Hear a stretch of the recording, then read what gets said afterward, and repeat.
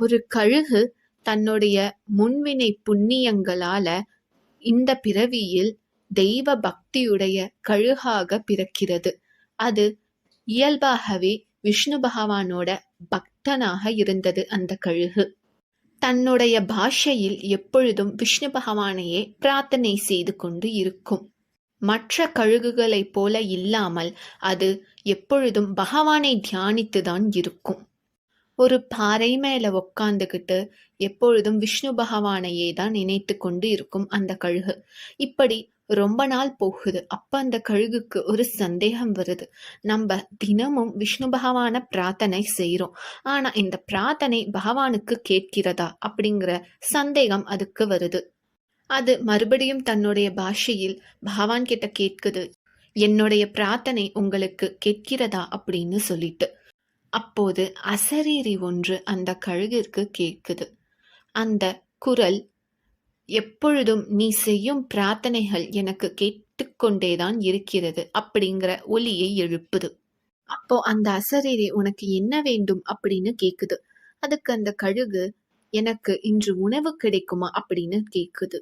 மனிதர்கள் பலவிதமாக கேட்கலாம், ஆனால் அது ஒரு கழுகு. அதனால தனக்கு எது தேவையோ அதை பொறுத்துதான் அந்த கழுகு கேட்குது. அப்ப அந்த அசரீரி சொல்லுது, கட்டாயமாக உனக்கு உணவு இருக்கிறது அப்படின்னு சொல்லுது.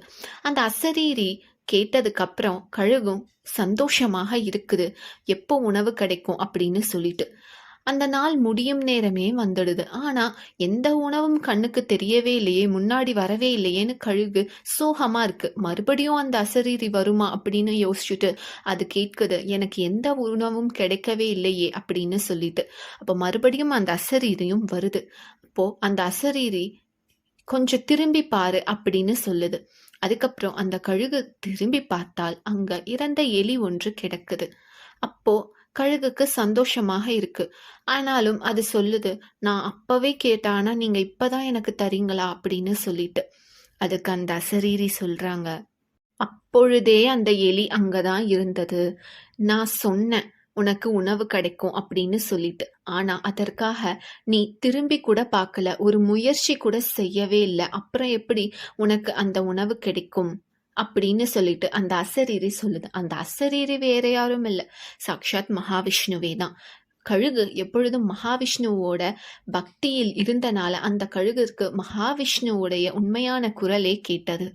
அப்போ மகாவிஷ்ணு சொல்றாங்க, என்னை வணங்கும் என்னுடைய பக்தர்களுக்கு நான் பல வாய்ப்புகளை நான் தந்து கொண்டே தான் இருப்பேன்.